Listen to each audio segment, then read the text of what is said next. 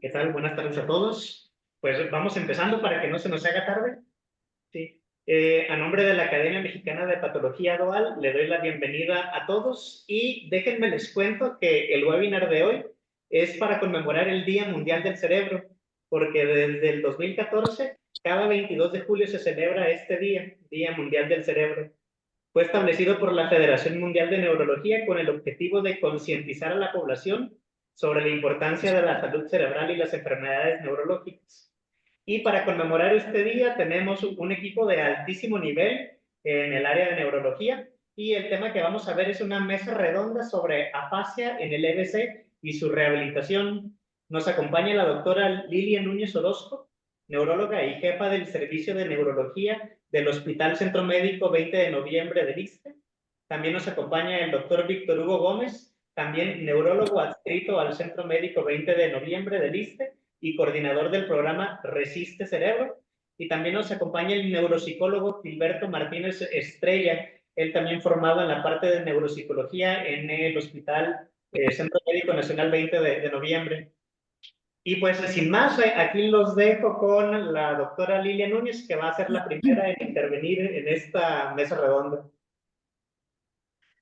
Muchas gracias, doctor Romo. Le agradezco la presentación, desde luego la invitación a la Academia Mexicana de Patología Dual para permitirnos participar en esta conmemoración tan importante para la neurología, que es concientizar a la gente sobre la importancia del cerebro, como usted bien lo dijo, y enfatizar algunos aspectos de las funciones cerebrales que son muy importantes y nos explican cómo es posible que el cerebro pueda dañarse a veces de una manera muy importante, pero tenga la capacidad de recuperación en varias de sus funciones, a veces recuperación de manera completa, a veces solamente de manera parcial.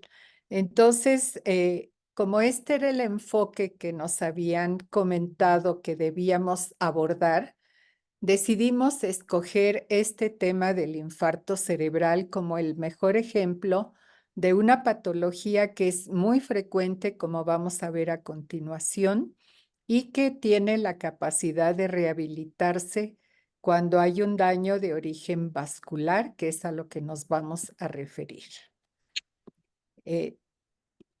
Aquí tenemos el anuncio de este evento, muy bonito. Este es el logo internacional, digamos, para esta conmemoración que se llevó a cabo ayer, pero le llamamos el mes del cerebro, porque cuando hay una conmemoración de un día, lo extendemos a los días que están dentro del mismo mes. Y así, pues, el día de hoy vamos a hablar sobre infarto cerebral. A mi cargo vamos a hablar brevemente de las generalidades sobre este problema y generalidades de la afasia, para que luego el doctor Gómez Arias nos platique qué es la neuroplasticidad, que es esta capacidad que les comentaba que el cerebro tiene de poderse recuperar y readquirir funciones que pierde por algunos tipos de daño. Y finalmente, el punto importante del tema que escogimos, que es cómo rehabilitar la afasia, que es nuestra comunicación tan importante a través del lenguaje. Cuando se pierde, significa un problema muy serio para la persona que lo padece y para la familia. Y les daremos posibilidad de preguntarnos. Esperamos poder aclarar dudas o cualquier cosa que nos quieran preguntar. Vamos a empezar entonces con la definición de enfermedad vascular cerebral, que es un grupo heterogéneo de trastornos en la irrigación cerebral, caracterizado por un rápido desarrollo de síntomas y signos neurológicos que traducen una disfunción cerebral, y esto se puede extender a otras regiones del sistema nervioso como la médula espinal o la retina. Y esto puede ser debido a una oclusión arterial, produciendo una isquemia y un daño tisular. Puede ser venosa, se tapan los senos venosos del drenaje circulatorio del sistema nervioso, o bien se rompen alguna arteria y esto nos va a ocasionar una hemorragia. Este problema requiere de atención inmediata, pero también a largo plazo, que es parte de lo que vamos a comentar. La enfermedad vascular se clasifica entonces en isquémica, hemorrágica y en trombosis venosa cerebral. Como pueden ver, el porcentaje de casos de isquemia es el que predomina, es un 80% de todos los eventos vasculares. Y aquí tenemos variedades como la isquemia cerebral transitoria en un 20% y el infarto cerebral en un 80% a su vez de este 80%. El infarto cerebral puede deberse a ateroesclerosis de grandes vasos, a enfermedad de pequeño vaso, esto es trombosis in situ. En el sitio donde hay una estrechez vascular se puede formar un trombo, pero también el trombo puede viajar a distancia a través del desde el corazón o de arterias principales como la carótida y tapar arterias, ramas arteriales a donde el coágulo ya no puede transitar cuando ha sido expulsado del sitio original. Tenemos causas muy raras, diversas, que no vamos a abordar extensamente y en muchos casos no podemos determinar cuál es el origen. Tenemos también enfermedad vascular hemorrágica, la más importante en número es hemorragia intracerebral, aunque también puede haber hemorragia subaracnoidea, es decir, fuera del parénquima cerebral, y ya habíamos comentado la trombosis venosa cerebral en un porcentaje muy bajito. Hablando de números, el INEGI en 2022 reporta 53,162 casos en un año, con una incidencia de 40,86 en 100,000 habitantes y una prevalencia de 232 por 100,000 habitantes. Es la primera causa de internamiento por enfermedad neurológica, la primera causa de discapacidad en adultos, la segunda causa de demencia, después de la enfermedad de Alzheimer, es la séptima causa de muerte y nos reporta INEGI 36,158 muertes por este motivo en el año que estamos mencionando. También debemos resaltar que el costo de la atención, tanto aguda como a largo plazo, es alto, pero este es un dato muy importante. Los factores que conducen a los eventos vasculares pueden prevenirse y no lo estamos haciendo de manera eficiente. Aquí este recuadro nos dice cuál es la cantidad de casos por 100,000 habitantes, pero divididos por grupos de edad. Y como pueden ver, mientras mayor es la edad, la cantidad de casos se va incrementando de una manera muy importante. ¿Por qué sucede esto? Pues porque aumenta la esperanza de vida de toda la gente en el mundo y esto permite que los factores de peligro para desarrollar un evento vascular pues se vayan a manifestar a final de cuentas, aumentando los casos de los eventos vasculares cerebrales.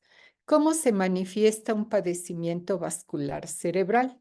Aquí tenemos un caso bastante típico de una mujer de 76 años que fue encontrada por su familia en su cama por la mañana con imposibilidad para hablar, es decir, con afasia, y para mover la mitad derecha de su cuerpo. Se conoce hipertensa y diabética con control irregular. La curva de evolución nos marca que el máximo de la sintomatología se instala en segundos o minutos. Se mantiene con una estabilidad si no hacemos ninguna intervención terapéutica y de manera natural podemos tener ya sea un empeoramiento y la muerte o una estabilidad seguida de una recuperación parcial que va a dejar secuelas a largo plazo. Por eso marcamos aquí meses o años. Y aquí vemos un caso que está sentada en un reposet con los médicos alrededor, pasándole la visita. Tenemos dos tipos de eventos isquémicos, que es el EBC trombótico y el EBC embólico. Las características clínicas dentro de lo agudo que comentamos en la curva de evolución pueden ser variables. La evolución aguda progresiva es la característica, el desarrollo puede ser súbito o un poco más lento o bien escalonado, y el 60% sucede en la madrugada, a lo que llamamos el EBC del despertar y que corresponde a la viñeta que acabo de presentar. Muchos de estos casos manifiestan eventos transitorios de déficit neurológico que se recuperan en minutos o alrededor de un par de horas o hasta 24 horas con una recuperación total, que es a lo que se llama ataque isquémico transitorio. En cambio, el EBC embólico, el infarto embólico, tiene un desarrollo agudo súbito con un peor déficit inicial. Se debe a oclusión de ramas más que de los troncos arteriales. Puede haber crisis epilépticas en un pequeño porcentaje en el momento de la instalación y es más frecuente por la mañana cuando la persona ya despertó y está haciendo sus actividades. Los factores de riesgo para trombosis predominantemente son alteraciones de la pared vascular por arterioesclerosis, y esta a su vez es favorecida por hipertensión arterial sistémica, por diabetes mellitus, por hiperlipidemias y a veces todas juntas, como suele suceder en nuestro país, por ejemplo, y muchos más, en que la persona tiene un estilo de vida poco activo, con mucha comida que no es saludable, con una obesidad, un síndrome metabólico y desarrollo de estos padecimientos. Todo esto es prevenible. La edad, pues, es un factor que no se puede modificar, pero esto sí. Tenemos otras alteraciones de la pared vascular por procesos inflamatorios, infecciosos o no infecciosos, como estos que vemos aquí: displasia fibromuscular, disección arterial, vasculitis autoinmunes, etcétera. También alteraciones de la viscosidad sanguínea y estados de hipercoagulabilidad que favorecen la formación de trombos intraarteriales. Para embolia tenemos dos grupos de factores de riesgo: las de origen cardíaco en el 70%, como la fibrilación auricular y otras arritmias, valvulopatías y prótesis valvulares, infarto agudo del miocardio que forma un trombo mural, endocarditis, miocarditis o mixomas, tumores intracardíacos. En el grupo de embolias arteria-arteria se deben a placas de ateroma o a disección arterial o displasia fibromuscular. Y podemos tener casos muy raros como embolia grasa por fractura de huesos largos o embolia aérea. ¿Cómo identificamos el lugar donde ocurre la oclusión? Pues clínicamente lo vamos a hacer. Solo me voy a referir a los síndromes vasculares que tienen que ver con las alteraciones del lenguaje, que son de la circulación anterior. Cuando se ocluye la carótida es algo muy aparatoso cuando no hay una buena circulación colateral o buenas anastomosis en el polígono de Willis. Tenemos pérdida de conciencia, déficit motor y sensitivo contralateral, hemianopsia homónima y afasia si el hemisferio dominante es el afectado, que es el izquierdo en la mayoría de las personas. Cuando es de cerebral media, el déficit es muy similar al de la carótida. Igualmente, si es del lado izquierdo, la afasia es el síntoma serio, muy, muy serio, aparte del déficit motor y sensitivo. En la cerebral anterior vamos a tener déficit motor y sensitivo contralateral de predominio crural, pero no hay una afectación del lenguaje. Entonces, en estos dos sitios es donde vamos a poder tener afasia como síntoma. Aquí vemos la distribución vascular de la arteria cerebral media, la de la carótida abarca todo esto, y pues allí es a donde vemos con mayor frecuencia estos síndromes vasculares. La afasia. La afasia es un trastorno del lenguaje adquirido. La persona desarrolla lenguaje en los primeros años de la vida, se puede comunicar a través de la palabra hablada, comprender lo que se le dice, aprende a escribir, aprende a leer, que son otras variantes o son complementos de esta función del lenguaje, como nos va a platicar Gil un poco más adelante. Y para diferenciar los tipos de afasia, porque no podemos hablar de uno solo, tenemos todos estos tipos de afasia que se van a clasificar de acuerdo a su capacidad de hablar de manera fluente, la capacidad de comprensión, la capacidad de repetición. Y aquí vemos en colores cuáles son los sitios afectados para darnos cada una de estas variantes. Ahorita vamos a ver una tabla que nos va a sintetizar estas características para poder determinar cuál es el tipo de afasia. Aquí vemos la lista de los tipos de afasia y sus características según la capacidad de hablar espontáneamente, el cambiar palabras o letras cuando la persona intenta hablar, la capacidad de comprender, de repetir y de nominar.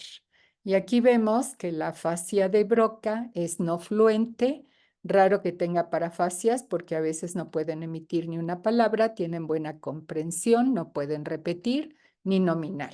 La de Wernicke es fluente, hay parafasias, la gente habla sin sentido, no comprenden, no pueden repetir y no nominan. La de conducción pueden hablar, hay parafasias, sobre todo de letras, buena comprensión, pobre repetición y pobre nominación. De hecho, la nominación está presente en todos los tipos de afasia.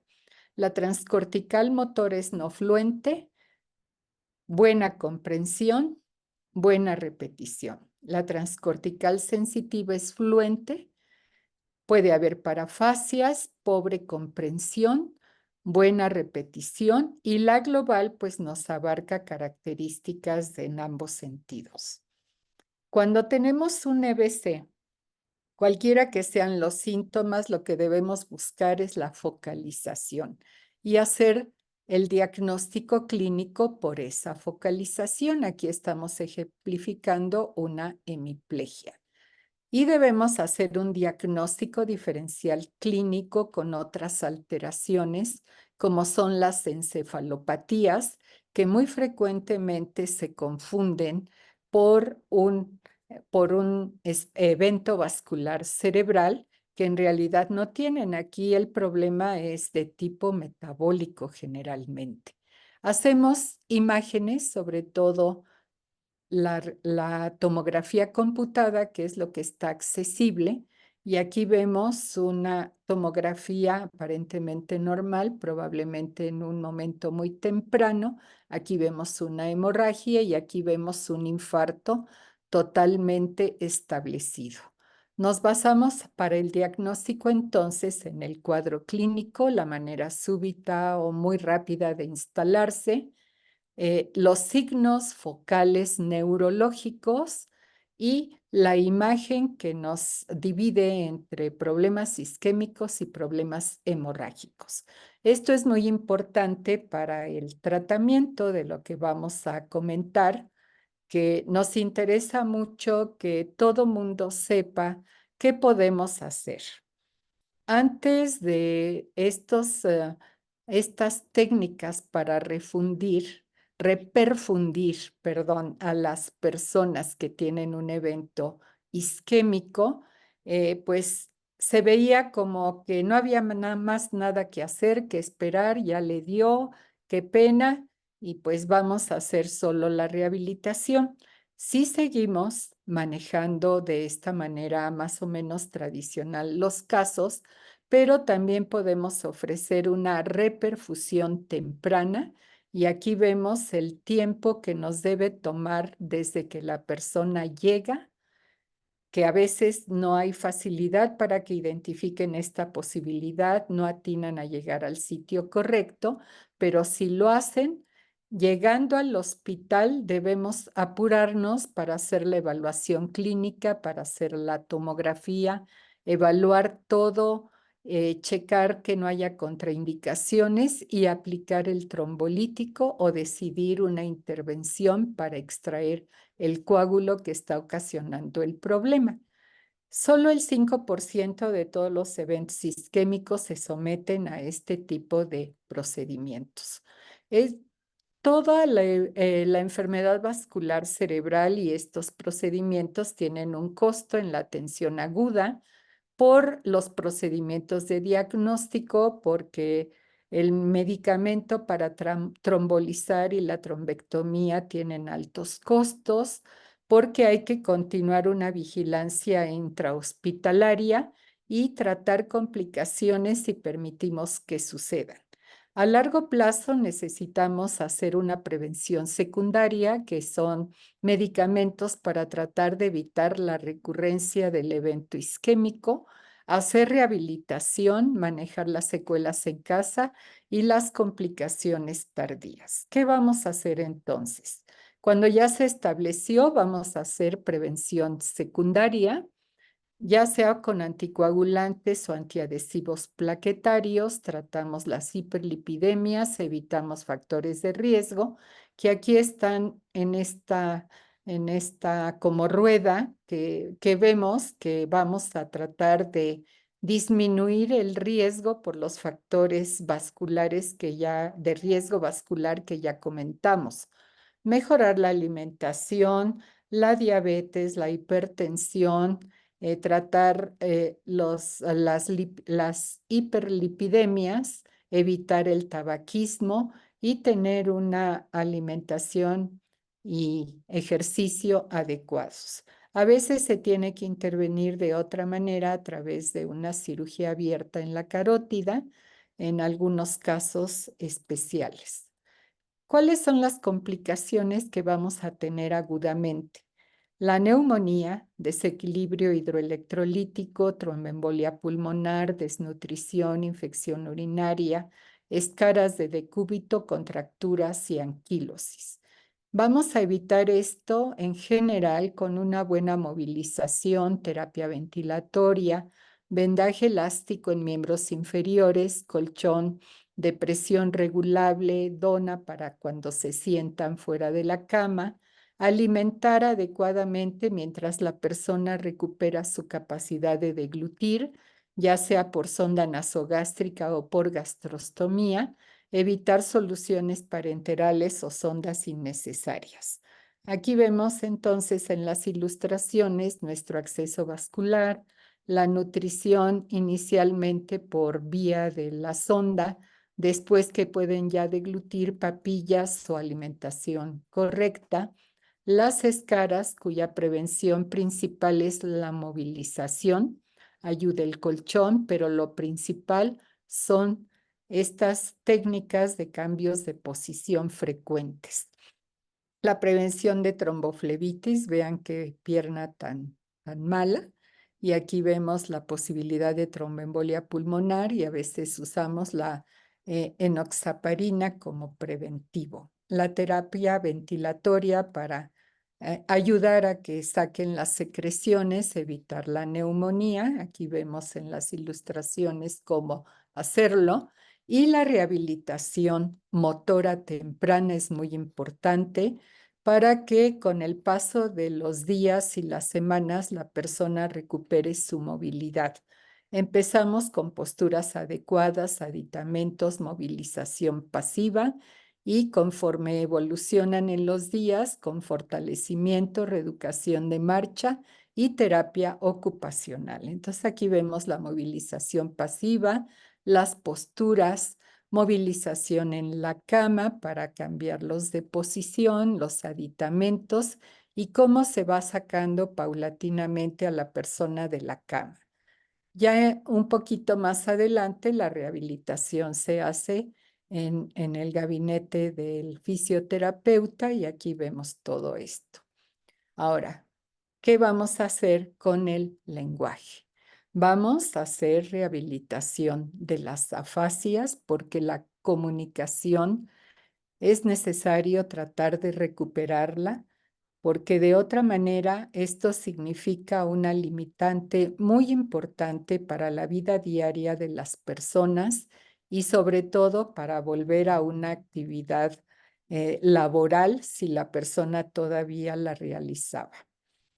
Esto lo vamos a lograr con un equipo multidisciplinario que encabezamos los neurólogos, puesto que la enfermedad es neurológica, pero puede ser hecha por el médico familiar, el médico general, el médico internista en hospitalización, si no tenemos la especialidad, y participan otros especialistas para tratar todos estos aspectos que mencionamos. La familia tiene una participación muy importante y debe ser capacitada para que puedan ayudar con todos estos procedimientos para mejorar la situación, disminuir las secuelas. Y tenemos a la neuropsicología, que es muy importante para la rehabilitación del lenguaje. Con esto termino mi introducción. Les recordamos lo que estamos conmemorando, el Día Mundial del Cerebro, y también les recordamos que hay un Día Mundial del Evento Vascular o ictus, que es el 29 de octubre. Les agradezco su atención. Aquí están mis datos de localización a sus órdenes para cualquier cosa. Los invitamos al Congreso Virtual de Neurología, que no tiene costo y pueden verlo durante un año cada uno de los congresos que empiezan en septiembre.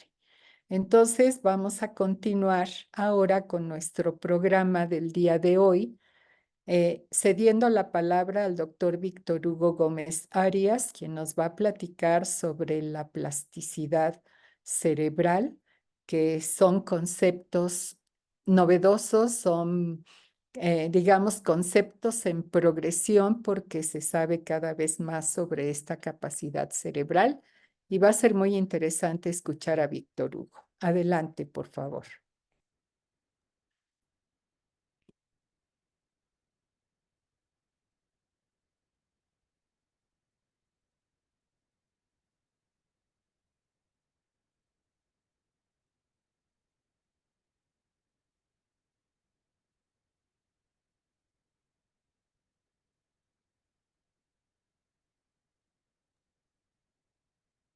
Hola, buenas tardes.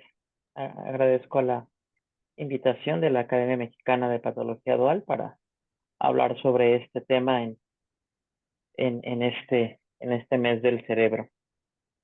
Y como comenta la doctora Lilia Núñez, los conceptos de plasticidad cerebral o de neuroplasticidad, que son sinónimos, son conceptos que cada vez se encuentran nuevas investigaciones y cada vez sabemos muchas más cosas acerca del funcionamiento cerebral en general y de estos aspectos de plasticidad en particular que son especialmente relevantes al momento de ver pacientes que tienen alguna lesión o alguna situación en la cual el cerebro requiere reorganizarse y requiere enfrentar algún problema, alguna situación de pérdida de la función.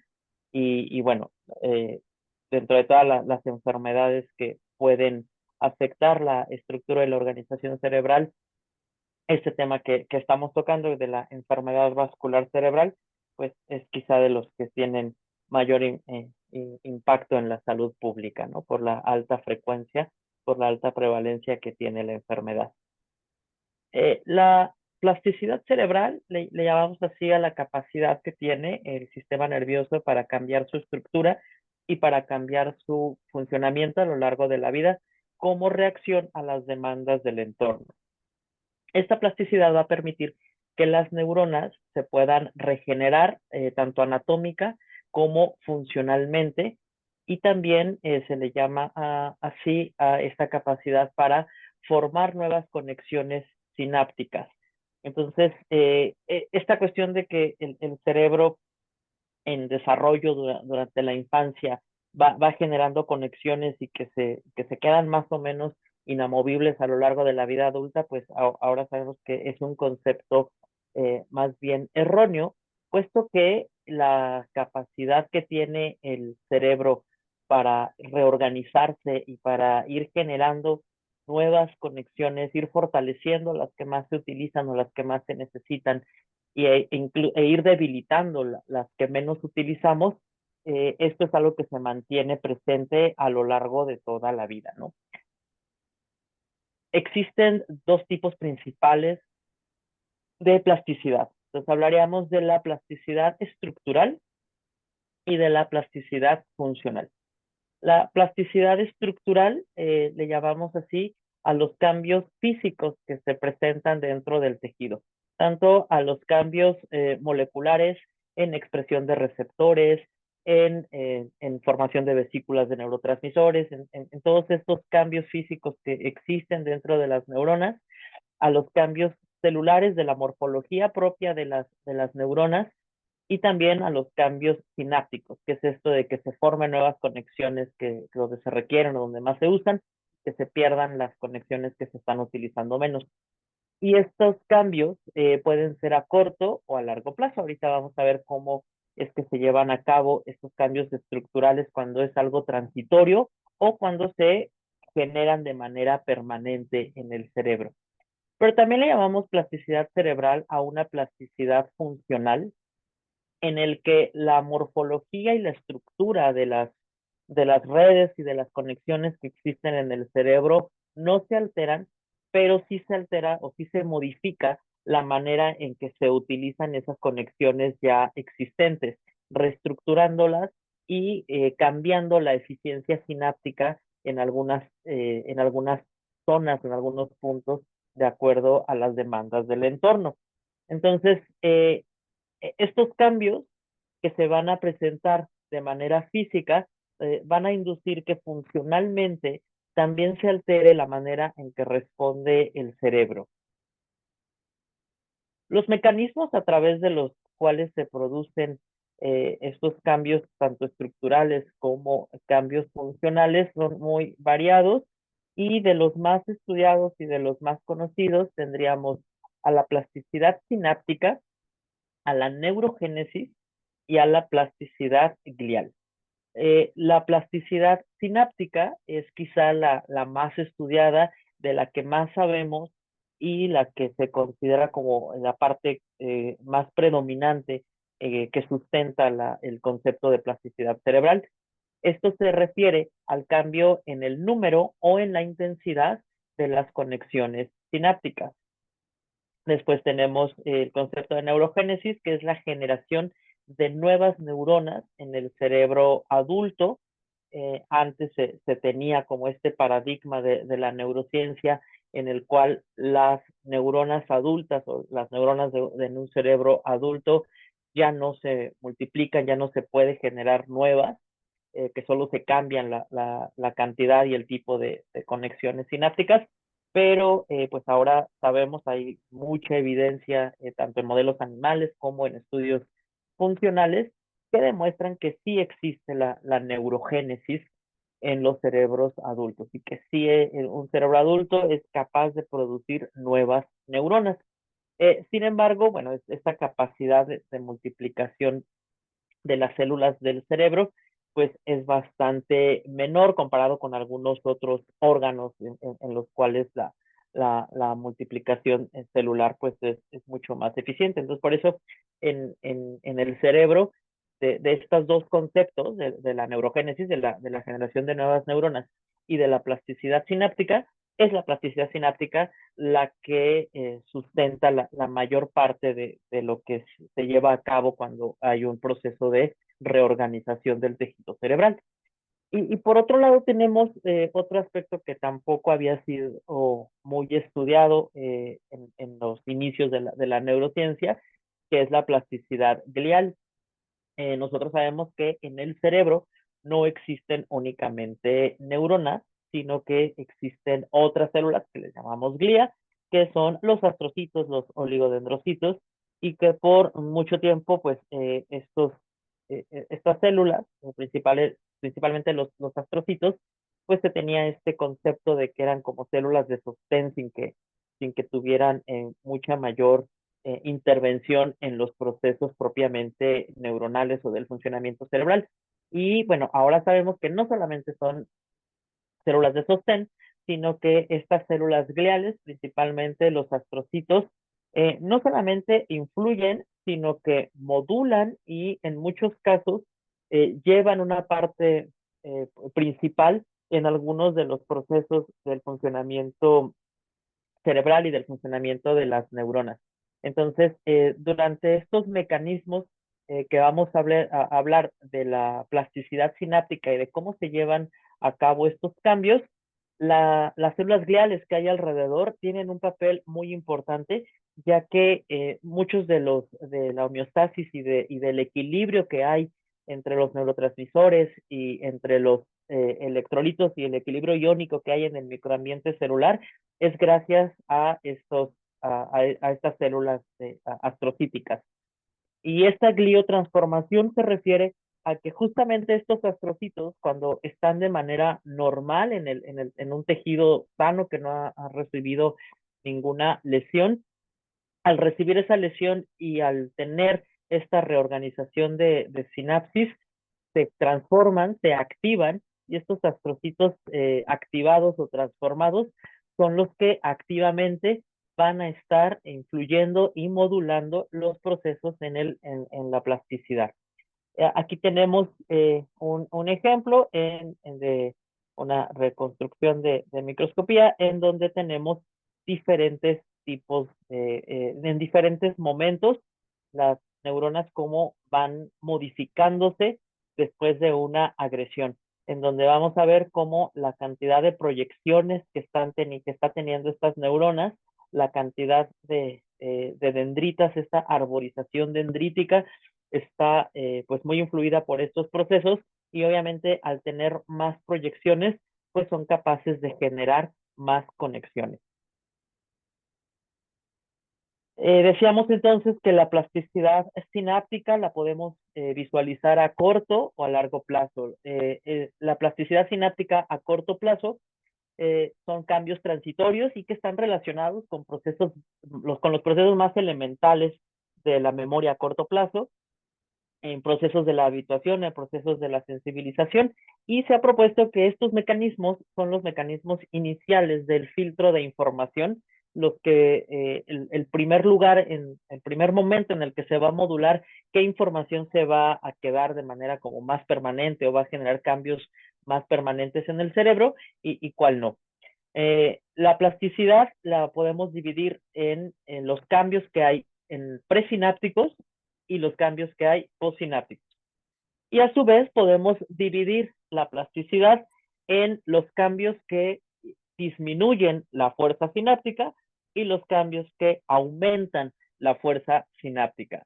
Entonces, desde el punto de vista presináptico, vamos a tener que algunos cambios van a ocasionar una depresión presináptica a corto plazo cuando se disminuye la intensidad de la sinapsis por mecanismos que principalmente tienen que ver con una menor cantidad de vesículas de neurotransmisores que se van a transmitir en esa sinapsis. Nosotros sabemos que el principal medio por el cual se transmite la información en las neuronas es el eléctrico. Sin embargo, cuando llegamos a la sinapsis, la menor cantidad de las sinapsis son sinapsis eléctricas. La gran mayoría de las sinapsis, más del 80% de las sinapsis, van a ser sinapsis químicas. Entonces, aunque el impulso eléctrico es el que se transmite a lo largo de la neurona, al llegar a la sinapsis, ese impulso eléctrico lo que va a ocasionar es una liberación de neurotransmisores. Y mediante la cantidad de vesículas y la cantidad de neurotransmisores que contiene cada vesícula, ese es un primer mecanismo por el cual podemos favorecer con la facilitación o disminuir con la depresión la intensidad de la sinapsis. Entonces, estos mecanismos van a hacer que algunas sinapsis se vean debilitadas al tener menos neurotransmisores y algunas se vean facilitadas. Y también a nivel postsináptico existen estos mecanismos que pueden favorecer o disminuir la fuerza del impulso sináptico. La desensibilización o la internalización de los receptores a los cuales van a llegar los neurotransmisores son mecanismos que pueden ayudar a que ciertas sinapsis se favorezcan y otras se vean menos favorecidas. Estos mecanismos, como decía, son a corto plazo y son los primeros momentos en los cuales una sinapsis van a empezar a reforzarse. Si esto se produce de manera frecuente, entonces ya vamos a tener cambios a largo plazo. La plasticidad sináptica a largo plazo va a estar relacionada con otros procesos, con procesos más avanzados del aprendizaje, procesos del aprendizaje que van a tener que ver más con cambios en la conducta. Recordemos que el aprendizaje está más allá de solamente la memoria, ya que en la memoria solamente es el hecho de almacenar y poder evocar el recuerdo, pero el aprendizaje implica un cambio en la conducta. Entonces ya en este proceso más complejo del aprendizaje, ya la plasticidad que está involucrada es esta plasticidad a largo plazo que va a tener cambios más permanentes. Aquí es cuando ya vamos a tener una adaptación y una reorganización de las redes neuronales. Entonces, decíamos que el primer mecanismo tiene que ver únicamente con esta cuestión de la cantidad de neurotransmisores, pero estas sinapsis se pueden ver potenciadas con cambios más a largo plazo, como el hecho de que se expresen de una manera más permanente esta densidad de receptores que van a estar en la membrana postsináptica, y el equilibrio iónico, la cantidad de iones que va a haber en el microambiente de la sinapsis, la cantidad de iones que va a haber adentro y afuera, porque recordemos que muchos de estos neurotransmisores funcionan abriendo canales, y estos canales muchas veces son por gradiente de concentración.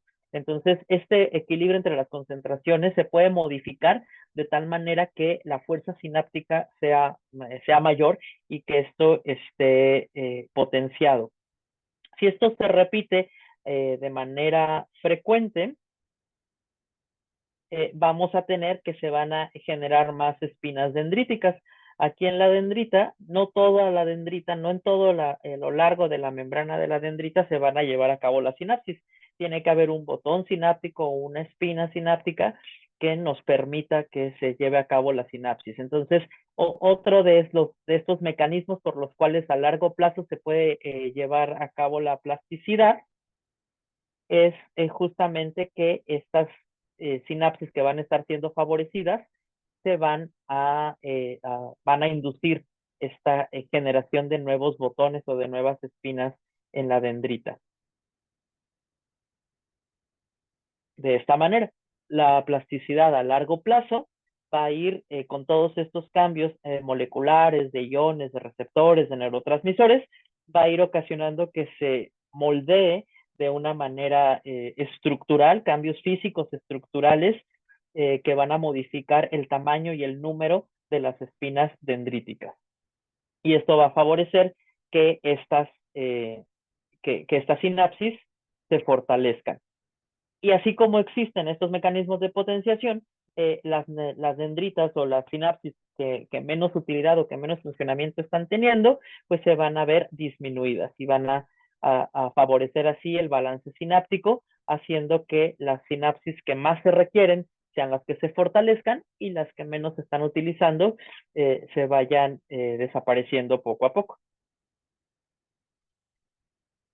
Estos mecanismos, cuando se llevan a cabo de manera insistente y frecuente, pues van a liberar sustancias neurogénicas y van a ir generando que en ciertos lugares del cerebro, de la corteza cerebral, se pueda producir este proceso de neurogénesis. Entonces, va a estar influido por los mecanismos de plasticidad sináptica y de los lugares en donde principalmente se han encontrado que tiene este potencial para generar nuevas neuronas es en el hipocampo. El hipocampo es quizá la estructura cortical que más se ha estudiado sobre esto y en donde más se ha documentado.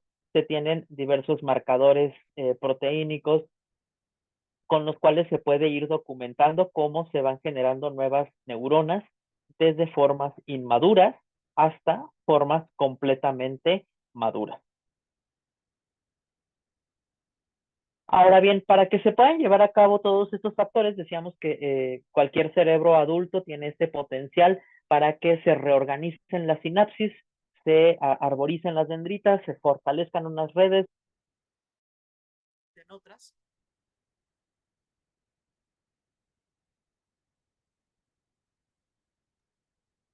Se dejó de escuchar. Perdón, para que se fortalezcan unas redes y se debiliten otras, lo que vamos a tener como los principales factores que nos van a favorecer que... ¿Sí, sí me escuchan? Bueno. Sí, sí, he escuchado. Adelante. Escuchamos bien. Sí. Bueno, tenemos la edad. Obviamente, mientras, aunque decíamos que en la edad adulta en cualquier momento puede ser susceptible de un proceso de plasticidad cerebral, pues también sabemos que esta capacidad va disminuyendo con la edad. Entonces, aunque en cualquier momento es susceptible un paciente de rehabilitarse y en cualquier momento es susceptible un paciente de que pueda recuperarse de un déficit, lo real es que conforme mayor envejecimiento cerebral haya, esta fortaleza pues va a ir siendo cada vez menor por los procesos propios del envejecimiento cerebral. Las experiencias adquiridas también van a ir fortaleciendo ciertos circuitos. Las actividades de alta demanda cognitiva van a favorecer que se tengan estos mecanismos pues más fortalecidos y por supuesto el aprendizaje, la escolaridad formal también es un factor que favorece todo esto. A esta capacidad en general de qué tanto un cerebro puede llevar a cabo procesos de plasticidad cerebral, le llamamos reserva cognitiva o reserva cerebral. Y la reserva tiene que ver con estos factores que favorecen que se puedan llevar a cabo estos procesos que están presentes todo el tiempo, pero que son particularmente importantes como en el tema que estamos hablando hoy, que es en la recuperación de lesiones cerebrales. Después de un evento cerebrovascular o de cualquier otra lesión, como por ejemplo traumática, la plasticidad es la que va a permitir la reorganización de las conexiones para recuperar las funciones perdidas. Es decir, aunque sí haya un proceso de neurogénesis, la gran mayoría de las neuronas que se pierden en un infarto, que se pierden en una hemorragia, que se pierden en un traumatismo, ya no se van a recuperar. Sin embargo, la función no tiene que ver con que estén físicamente las neuronas, sino tienen que ver con que funcione una red y un circuito. Entonces, al perderse ese grupo de neuronas con el daño, la plasticidad lo que nos permite es que las neuronas que quedan se reorganicen de tal manera que esa red o ese circuito vuelva a funcionar como estaba antes o funcionar de manera similar a como era antes del daño. Por supuesto, habrá enfermedades contra las cuales será mucho más difícil ese proceso y tiene que ver directamente con las que afectan a los mecanismos propios de la plasticidad. Es decir, una lesión traumática o una lesión cerebral daña, se pierde una parte del tejido, pero las neuronas que quedan intactas pueden llevar a cabo esta reorganización. Sin embargo, en enfermedades como las demencias o en algunas otras enfermedades como la esclerosis múltiple, en donde se afectan de manera, digamos, más global todos estos mecanismos y todos estos factores que favorecen la plasticidad, pues eso va a ser un poco más difícil de que se lleve a cabo una rehabilitación. Entonces, habrá enfermedades en las que estos mecanismos de plasticidad ayuden más a la recuperación de las funciones y habrá estas otras enfermedades en las cuales la enfermedad daña de manera directa la capacidad de la reorganización. Todo esto lo sabemos que existe y hay varios estudios con los cuales podemos documentar ciertos aspectos o ciertos procesos de la plasticidad cerebral, estudios de imagen funcional, estudios de tractografía, estudios de medicina nuclear. Sin embargo, estos estudios normalmente no son necesarios o no aportan algo vital para el estudio clínico de los pacientes, en la atención de los pacientes, y normalmente, bueno, se usan mucho más con fines de investigación, ¿no? En los investigadores que se dedican a este tipo de temas de la neurociencia y de la plasticidad, pues en ese contexto es que se puede llegar a requerir o a usar alguno de estos estudios. La verdad es que en la práctica no es que usemos, recurramos a estos estudios para poder documentar si el paciente está llevando a cabo o no un proceso de plasticidad o de reorganización, porque justamente la consecuencia de esa plasticidad y de esa reorganización es la recuperación de la función. Entonces, la evaluación clínica es lo que nos ayuda a saber que eso está funcionando. ¿Y cómo hacemos o cómo favorecemos que se lleve a cabo esta recuperación? Hay diversos fármacos que se han propuesto con potencial para favorecer la plasticidad sináptica. Sin embargo, existe poca evidencia de sus actividades. Estos son algunos de los que se han propuesto, se han estudiado. Sin embargo, hasta la fecha actual no hay ningún fármaco que tenga evidencia sólida de demostrar que es neuroprotector o de demostrar que favorece la plasticidad cerebral. Y al día de hoy, la rehabilitación, las estrategias clínicas de rehabilitación física y de rehabilitación cognitiva son las que realmente demuestran beneficios en la recuperación de las lesiones, y justamente ese es el tema del que hablará nuestro siguiente ponente, sobre las estrategias de rehabilitación en las afasias. Y por mi parte, eso sería todo con el tema de los mecanismos de la plasticidad. Muchas gracias.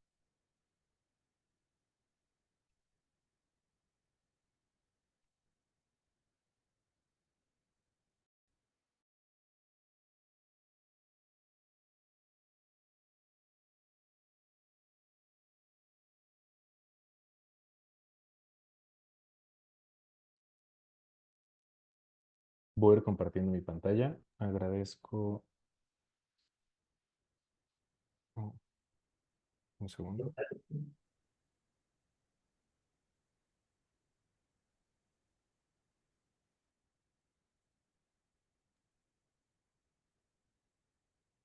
Bueno, muy buenas tardes a todos. Quisiera empezar agradeciendo a la Academia Mexicana de Patología Dual por la invitación y por brindar este espacio para hablar del campo de la neuropsicología y de qué se puede hacer desde de esta trinchera de la rehabilitación de la fascia. Mi nombre es Gilberto Martínez, yo soy neuropsicólogo clínico y bueno, me gustaría justo iniciar hablando ya con la introducción que han dado la doctora Lilia y el doctor Víctor Hugo sobre los factores que influyen en el pronóstico de la rehabilitación de la fascia. Y principalmente tenemos que los factores que van a influir en este pronóstico van a ser, uno, la extensión de la lesión, principalmente en la relación de la fluidez verbal y de la comprensión están muy relacionados con la extensión que tiene la lesión a nivel cerebral, pero también así, si la extensión es bilateral, también se ha encontrado que se va a limitar mucho la recuperación de pacientes con afasias. Y vamos a tener también que cuando son comprometidos las áreas específicas de o que son claves para una función, por ejemplo, en la fascia de Wernicke, si está comprometida la primera circunvolución temporal, vamos a encontrar que el pronóstico de rehabilitación de este tipo de casos va a ser más reservado. También tenemos que la edad va a jugar un papel importante. Ya bien comentaba el doctor Víctor Hugo sobre que a mayor edad existe un mayor reto para la parte de la rehabilitación y también cuando existen la parte de los periodos críticos. Si bien no es común que exista casos de afasias en niños, en los pocos casos que existen, vamos a tener que cuando la edad está cercana al periodo crítico, que este caso, por ejemplo, en el lenguaje es de 12 años, si la lesión ocurre después de los 12 años, va a haber una mayor facilidad de rehabilitación que si ocurre previo a este periodo crítico, ya que se estaría en una ventana de tiempo muy corta. Y también así, en el pronóstico de la afasia va a entrar la etiología. ¿Cuándo son trastornos progresivos, como lo podría ser cualquier enfermedad neurodegenerativa o un glioma? Vamos a tener que el pronóstico va a ser más reservado.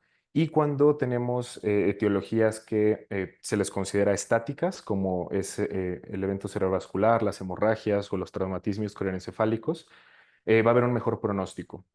Por otro lado, el perfil afásico va a ser también un elemento que va a jugar un factor importante. En la siguiente diapositiva voy a hablar de ella. Y como último, la reserva cognitiva, que ya bien comentado el doctor Víctor Hugo, es este compendio de aprendizajes, de la estimulación, las experiencias que ha tenido una persona a lo largo de su vida. A mayor reserva cognitiva que tenga la persona, mejor va a ser el pronóstico de rehabilitación. Justo hablando del perfil afásico y retomando el cuadro que utilizaba la doctora Lilia Núñez para hablar sobre la clasificación de afasias, vamos a tener que en el pronóstico también va a ser muy importante que conozcamos el perfil de la persona, ya que se ha encontrado que normalmente el pronóstico va a ser que afasias, por ejemplo, afasia tipo Broca o las afasias eh, que son de conducción, estas dos van a evolucionar a afasias menos graves, como podría ser la afasia anómica, ya que al mejorar, por ejemplo, la repetición en caso de la de conducción o en la afasia de Broca, cuestiones de fluidez y repetición, pues evolucionan a afasias de menos gravedad.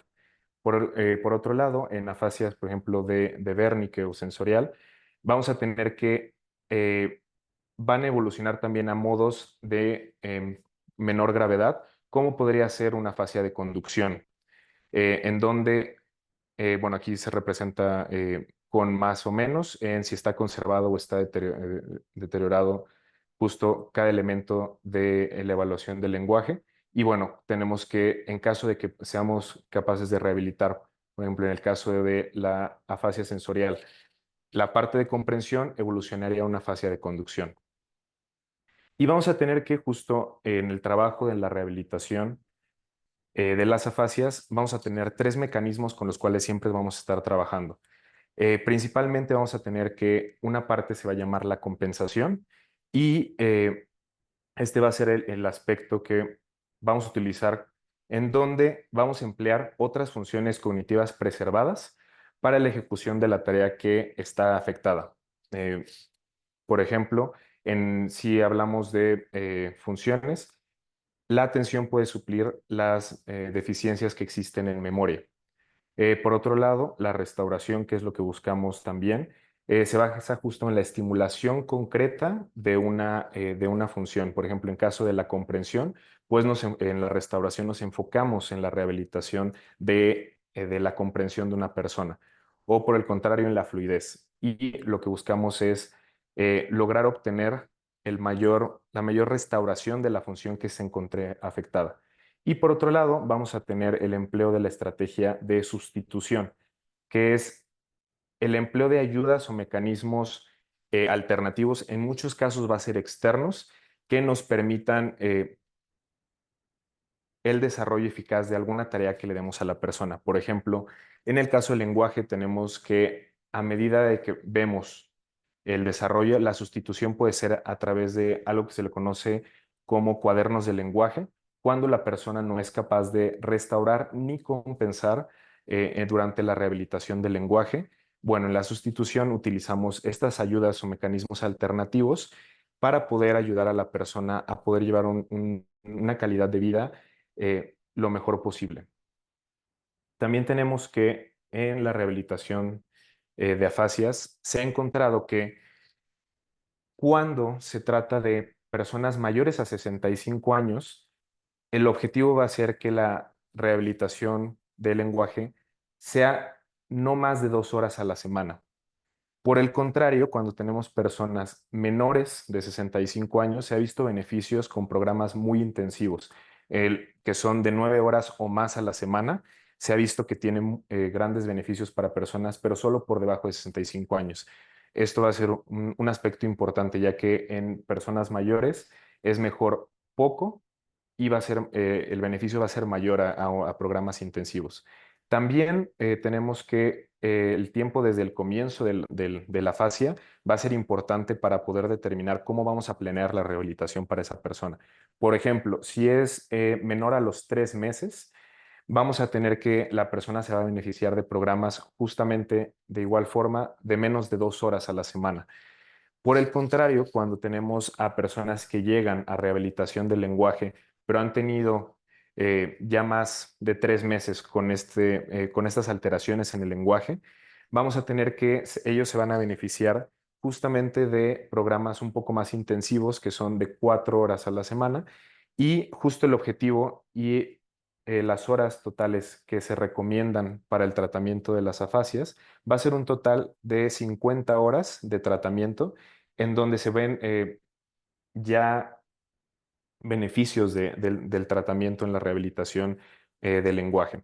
Y vamos a tener también que la severidad va a ser un determinante importante al momento de diseñar un programa de rehabilitación para el lenguaje. Vamos a tener que la severidad moderada y severa se va a beneficiar de menos horas, que van a ser 3, 4 horas a la semana. Y por el contrario, algo que podría sonar un poco disruptivo, van a ser en casos leves y moderados, las personas se benefician de más horas a un programa mucho más intensivo que con las alteraciones moderadas y severas. Esto principalmente porque las alteraciones leves van a tener también alteraciones más sutiles que van a requerir de una intervención mucho más específica a la hora de atender estas alteraciones del lenguaje. Bueno, me gustaría también comentar un poco acerca de las pautas que debemos de considerar cuando rehabilitamos alteraciones del lenguaje. Y bueno, una muy importante es justo recalcar la importancia que tiene la rehabilitación en la calidad de vida de las personas y la necesidad que tiene en estas alteraciones. Como ya se ha comentado durante la sesión, las alteraciones del lenguaje impactan directamente en la calidad de vida y en el día a día de la persona en un nivel significativo. Y muchas veces las personas no acuden a rehabilitación del lenguaje porque consideran que las alteraciones derivadas, por ejemplo, de una patología como lo es el evento cerebrovascular, son pérdidas que son mismas de la patología y no pueden ser rehabilitadas. Entonces debemos ser enfáticos en que la rehabilitación es posible y que es necesario acudir con justo un área de rehabilitación del lenguaje para disminuir el impacto que tienen estas alteraciones en la vida diaria de la persona. También se ha encontrado que la rehabilitación del lenguaje y el justamente atacar directamente las alteraciones que se están teniendo de la patología, va a haber un beneficio emocional de la terapia en la persona y en la familia que está dentro de este programa. Y también como un aliado fundamental para toda la rehabilitación cognitiva va a ser la familia y brindar pautas a la familia para que no solamente tengamos el trabajo en la consulta, que muchas veces son sesiones de 1 hora a 3 horas a la semana o 9 horas en los programas más intensivos, pero como tal, la familia está con el paciente mucho más tiempo, entonces se deben de brindar pautas a la familia y principalmente es buscar que la familia se mantenga verbalmente activa con el paciente. Esto quiere decir que en el caso de que tengamos a un paciente con afasia, se debe evitar, por ejemplo, propiciar que señale los objetos para pasárselos o el uso de palabras que dicen, bueno, ya le entendemos con ciertas palabras y que me señala, ya sé qué quiere, o le ofrecemos cosas hasta saber cuál es. Siempre se debe de evitar estas estrategias y propiciar que la familia busque que la persona verbalice y hable y siempre haya un ambiente verbalmente activo en casa para fomentar también la rehabilitación. También vamos a tener que los programas van a tener una dificultad progresiva y vamos a proporcionar justo estrategias al paciente de comunicación y de rehabilitación en cuestiones también de la expresión, desde ejercicios eh, buco- eh, bucofaciales para propiciar una mejor expresión del lenguaje. Y vamos a tener también que todo programa de rehabilitación en el lenguaje debe de ser personalizado a los intereses y objetivos que tiene el paciente. Por ejemplo, si existen las alteraciones en la escritura, pero para la persona no representa una alteración significativa en su día a día, ya que está retirado o porque en sus actividades de la vida cotidiana no tiene que utilizar esta función, pero por el contrario, es importante la comprensión.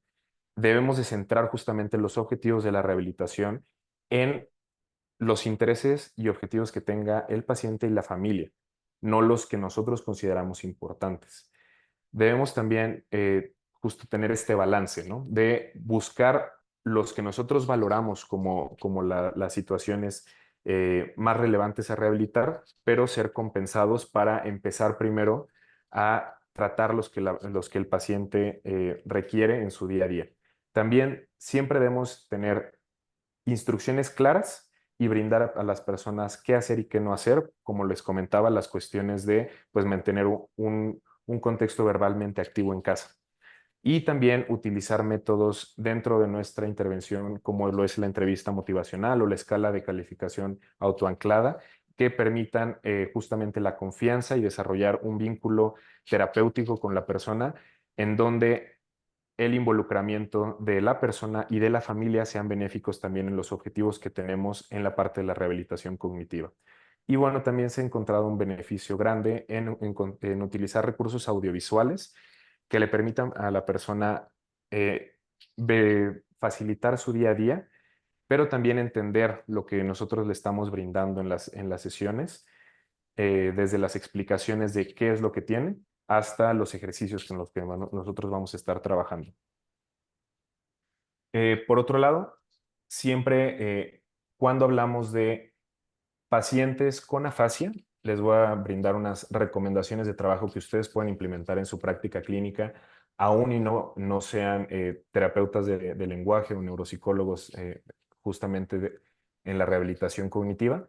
Es importante que justamente cuando nosotros atendamos a estos pacientes, brindemos información no solo verbal, que es lo que comúnmente hacemos, sino también escrita, y información que sea justamente cercana y que solvente las dudas de la persona sobre qué es la fascia, cuál es la severidad que tiene, cuál es el pronóstico que tiene de esta fascia y proporcionar datos sobre el progreso que se ha tenido entre una consulta que lo veamos y otra. Por ejemplo, si la primera vez que lo vimos pudo denominar una imagen de 5 que le mostramos y a la siguiente sesión pudo denominar 3, es importante que nosotros recalquemos el progreso que está teniendo la persona. También siempre va a ser importante generar una relación de confianza con el paciente y, bueno, como ya les había comentado, que los objetivos de rehabilitación sean desarrollados junto con el paciente y buscar una validez ecológica de estos objetivos. Lo que quiere decir es, nosotros tenemos que crear objetivos que impacten directamente en su día a día y no solamente que sean el recuperar una función para ser evaluada por una prueba o para pasar una batería. Y por último, es importante utilizar una metodología, en este caso se puede utilizar la metodología SMARTER durante la rehabilitación de la fascia. Y bueno, esta se compone de varios elementos, por ejemplo, el compartir, la toma de decisión y acotar los objetivos, monitorear los objetivos continuamente de forma objetiva. Siempre es bueno que tengamos el antes y el después de los pacientes y sepamos cuál ha sido el progreso de ellos, por ejemplo, les mencionaba en denominación, saber si al inicio tenía dos objetos denominados y por el contrario, cuando vamos avanzando en los seguimientos va teniendo una mayor capacidad de denominación. También siempre debemos buscar que con pacientes con afasia sea accesible y principalmente con la información que le brindamos a la persona. Los formatos que nosotros utilizamos y la información que nosotros brindamos debe de tener y estar abierta a personas de todos los contextos y antecedentes, que la información pueda ser entendible por personas que nunca han tenido contacto, por ejemplo, con el área de la salud o que desconocen los aspectos relacionados con cualquier alteración del lenguaje y aún así se puedan entender cuáles son las alteraciones que tiene la persona y un familiar. También deben ser relevantes, principalmente los objetivos para la vida de la persona. Transparente. Siempre las rehabilitaciones del lenguaje deben de tener tablas o calendarios que proporcionen información a la persona sobre en dónde nos vamos a encontrar, qué objetivos vamos a estar trabajando cada día y en qué progreso vamos a estar principalmente. Y básicamente también avanzar del progreso que tenemos, ya que muchas veces en la rehabilitación del lenguaje es mejor quedarnos trabajando en un objetivo hasta cumplirse, más que solo cumplir un calendario. Por ejemplo, si la comprensión del lenguaje nos demora 4 sesiones y la habíamos planeado para 3, es mejor retrasar el avance dentro del cronograma de actividades y que quede la rehabilitación de esa función correctamente. Pero esto debe de ser transparente y ser notificado a la familia para que sepa cuál es el avance que se está teniendo en la rehabilitación. Justamente siempre tener una medición del progreso y se debe estar centrado en la relación. Principalmente la relación terapéutica va a ser fundamental para la rehabilitación de la fascia, ya que la persona va a estar más motivada, más involucrada con los procesos, así como la familia. Y la familia, como mencionábamos durante toda la sesión, va a ser va a ser clave para cualquier proceso de rehabilitación cognitiva y el lenguaje no es la excepción. Bueno, por mi parte sería todo. Quedo atento a sus dudas. Dejo mi información de contacto y, bueno, le cedo la palabra a nuestro moderador. Dejo de compartir. Sí, muchísimas gracias, doctora Lilia Núñez, doctor Víctor Hugo Gómez y neuropsicólogo Gilberto Martínez. Muy interesante la información que nos acaban de dar y perfecta para conmemorar este mes del cerebro. Me quedo con algunos puntos importantes que la doctora Lilia Núñez nos habló de el punto clave que pues el EBC es prevenible y pues ahí tenemos mucho que hacer en la parte de prevención y el tratamiento temprano del EBC para evitar un mayor daño. También la parte de neuroplasticidad, igual quitarnos este chip de que pues ya las neuronas que tenemos son las únicas, ya no hay cambios, sino que se da esta plasticidad estructural y funcional. Y de la rehabilitación también muy importante, casi siempre me ha tocado ver que se centran en la rehabilitación de ciertas capacidades físicas, del movimiento principalmente, y no le prestan atención a la parte del lenguaje. Pero ¿cuánto va a impactar en el paciente que, por ejemplo, al perder esta capacidad, el impacto que tiene en su estado de ánimo, la ansiedad que le genera, el problema que le genera con la familia y seguro se acelera el deterioro cognitivo si no rehabilitamos el lenguaje también? Si no sé si el público tenga alguna pregunta, pueden mandarla por el chat o pueden activar sus micrófonos para hacerle la pregunta a nuestros ponentes.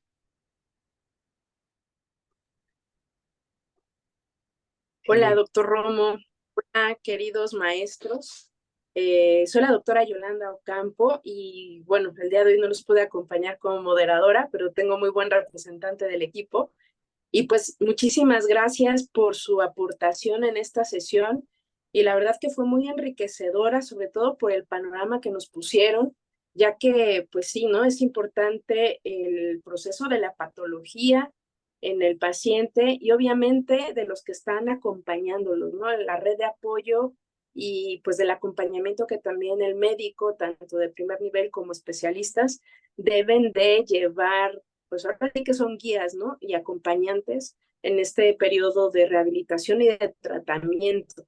Y pues son la clave pues para el éxito. Y también obviamente dentro de la evolución de esta rehabilitación, pues también la importancia emocional que implica para el paciente, puesto que pues también se requiere un acompañamiento por el deterioro emocional que puede implicar este tipo de enfermedad y obviamente las complicaciones. Me llamó mucho la atención la participación, pues la verdad que la participación de todos, la que me dejó sorprendida fue la neuroplasticidad y pues fue una gran aportación pues para el grupo, ¿no? Así que pues muchísimas gracias. Sí, muchísimas gracias, doctor Ocampo. Y no sé si como algunas preguntas o comentarios, le quería preguntar a la doctora Lilian Núñez, en mi experiencia en institución, por ejemplo, pacientes adultos mayores con fibrilación auricular que están yendo por su anticoagulante, Rivaroxaban, y que de repente son cajas de a lo mejor 28, 30 tabletas y la cita la tienen al día 35. Son por ahí, por ejemplo, 5 o 7 días que se quedan sin el anticoagulante y me han tocado casos que prácticamente el paciente dice, son 5 días, pero justo en esos 5 días es cuando presenta el EBC cardioembólico. No sé qué tan frecuente les haya tocado ver este tipo de casos. Bueno, realmente sí es un riesgo. Si la persona requiere anticoagulación, la debe mantener de manera constante. En el ISSSTE tenemos el sistema de resurtimiento de recetas, que se va a dar tratamiento para el mes completo. Y las personas acuden aunque no tengan cita de consulta. Esto es muy importante porque en muchos casos no ameritan la evaluación clínica mensual, a lo mejor bimestral o trimestral, pero en ese inter vamos a tener la posibilidad de darle sus recetas nuevamente, de modo que el tratamiento se mantenga constante. Esto es de mucha relevancia en estos casos en que toman anticoagulación, también en los casos de epilepsia, donde no se puede suspender el tratamiento, y otros más, pero el ejemplo que usted acaba de poner a propósito del tema que estamos tratando, pues sí es muy importante y hacer tomar conciencia a las personas que por ningún motivo deben suspender el tratamiento porque entran en un riesgo y lo que queremos es prevenir. A esto le llamamos la prevención secundaria, que es prevenir que repita el evento vascular. La prevención primaria de la que hablábamos es para evitar los factores de riesgo y evitar que le vaya a suceder un evento vascular a la persona. Esa prevención primaria es donde tenemos una falla enorme porque la gente no entiende, come mal, no hace ejercicio, engorda, favorece la presentación del síndrome metabólico que comentábamos. Y bueno, pues hay que trabajar en la prevención primaria, pero si ya sucedió el evento vascular, la prevención secundaria sigue teniendo una gran importancia porque el haber tenido un evento vascular es un factor de riesgo para que haya otro evento vascular. Y si suspendemos el preventivo, en este caso el ejemplo que puso del anticoagulante, pues el riesgo es alto y sí lo vemos. De repente algo falló, no fueron por la receta, no, a lo mejor no hubo, pero no se preocuparon de conseguirlo a través de la megafarmacia, por ejemplo, o comprar el medicamento para los días que les faltaron. Y pues esto tiene que ver con el factor educativo, de que la persona y la familia estén plenamente conscientes de la gran importancia que tienen sus tratamientos. Y hay que trabajar en ello también de una manera muy intensa. Sí, muchísimas gracias, doctora. Efectivamente, creo que el médico general, el médico familiar, los médicos de primer contacto, debemos de trabajar mucho en esta parte de la prevención primaria con el paciente y las familias. Y también en el caso de la prevención secundaria, la parte del apego al tratamiento y a todas las recomendaciones de estilo de vida. Me gustó mucho también que en varias ocasiones el neuropsicólogo Gilberto mencionó la importancia del apoyo de la familia en la parte de la rehabilitación de la fascia, pero también está muy presente la familia en el tratamiento agudo del EBC y en la parte preventiva también, en la prevención primaria. Sí, Así es. sí, muchas gracias. Gilberto, ¿va a comentar algo? Sí, muchas gracias.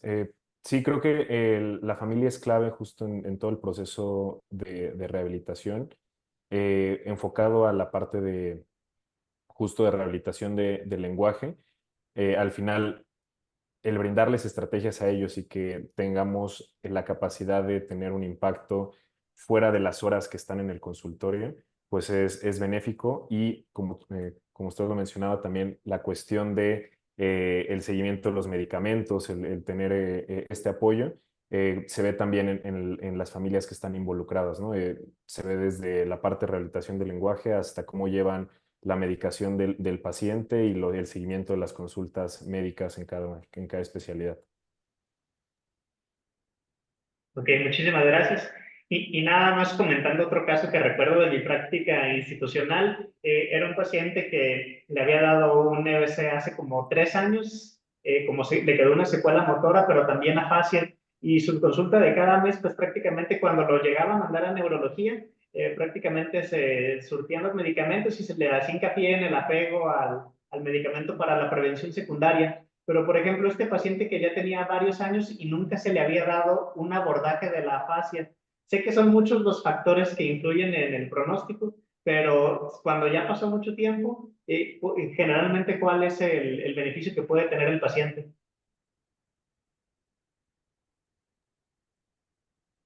Normalmente, a medida de que lleva más tiempo la persona, ocurren dos situaciones. Hay veces que se utilizan estrategias que las personas han encontrado por ellas mismas o la familia para poder comunicarse. Muchas veces estas estrategias son adecuadas y muchas veces estas estrategias pues tal vez no son el objetivo, no son las ideales, ¿no?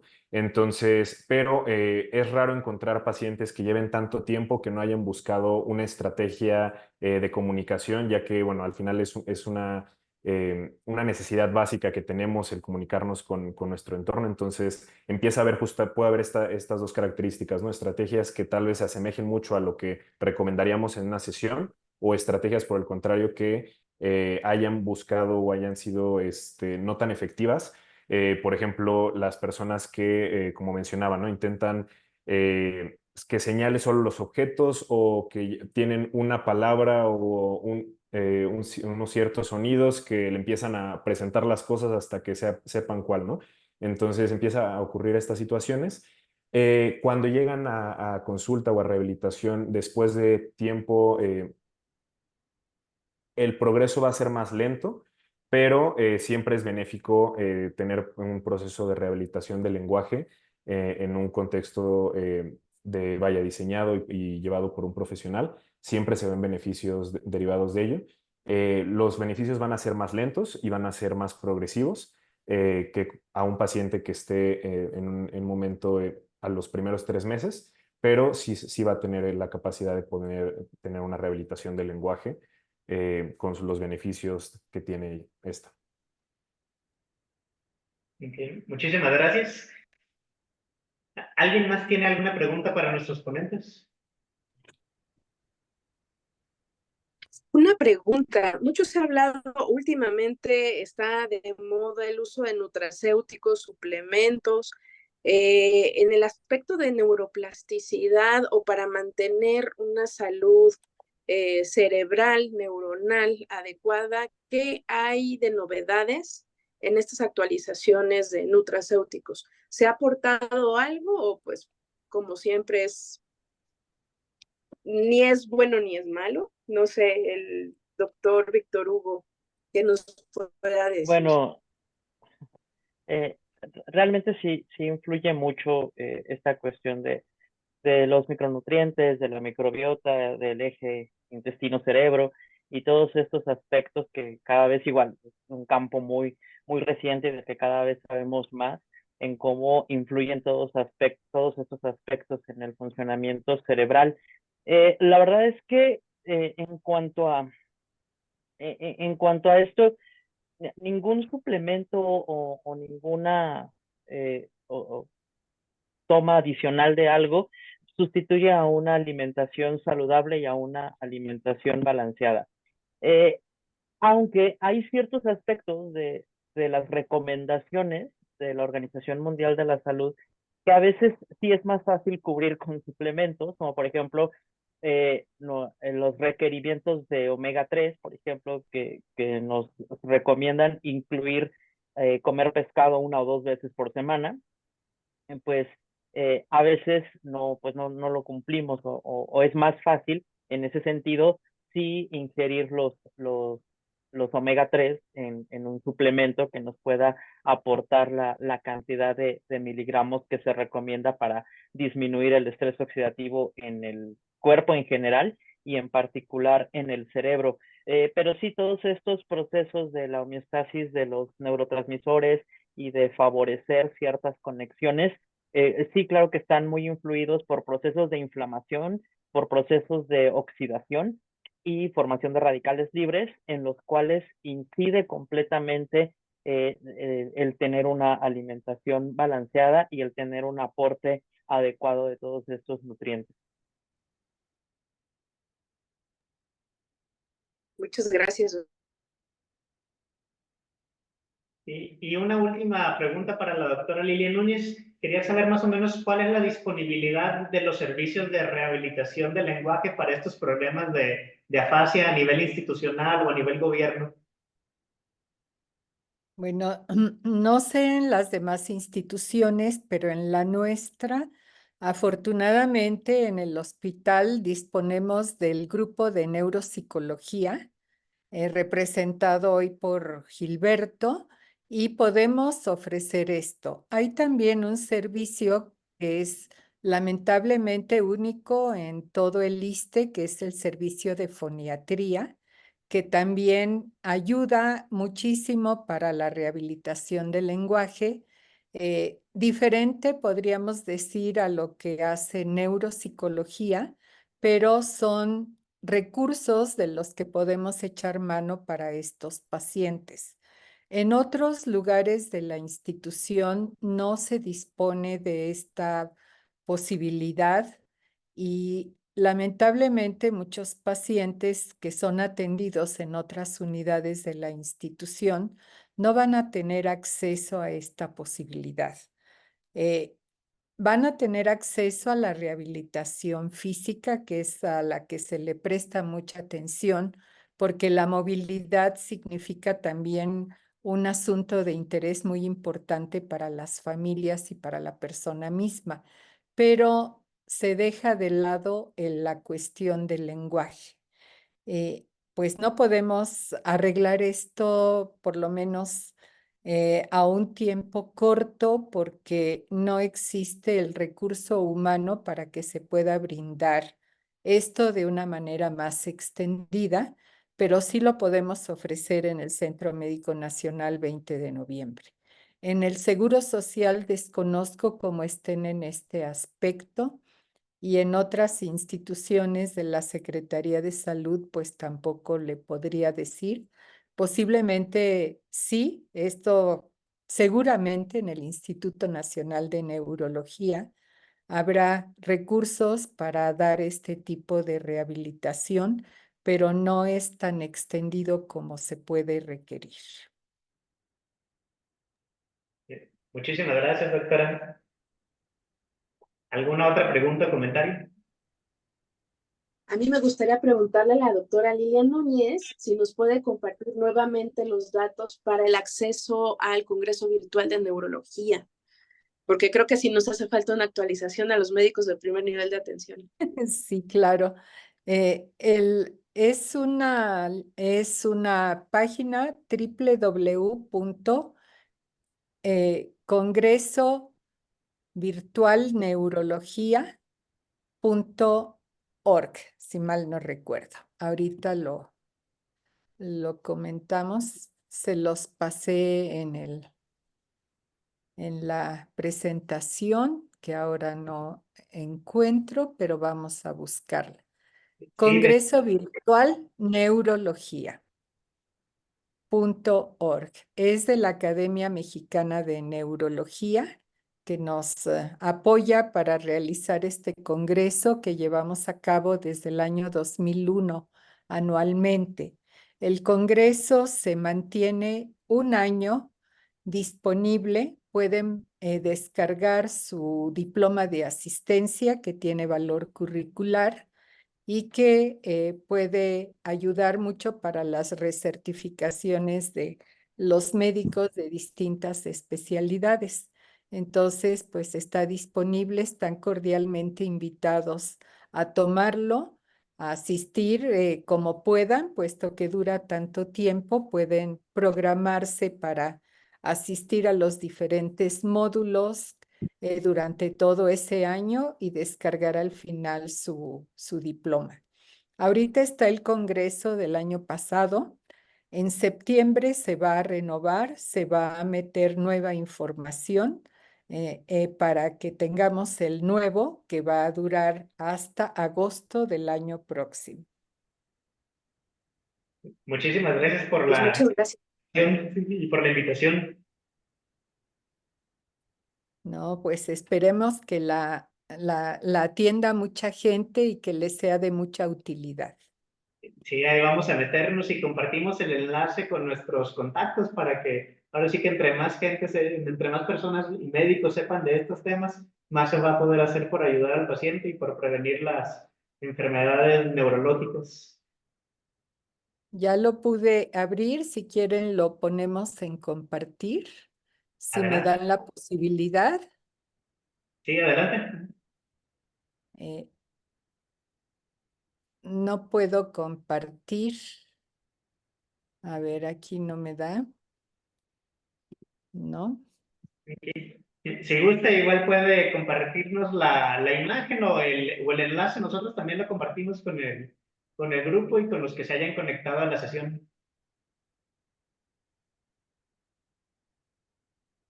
Aquí le puse compartir, pero solo se ve chiquitito. No se dejó. No lo puedo mejorar. No lo puedo mejorar, pero les envío bien la liga para que puedan compartirla con todos los miembros de la academia y todo el público que quiera o que pueda recibir esta información.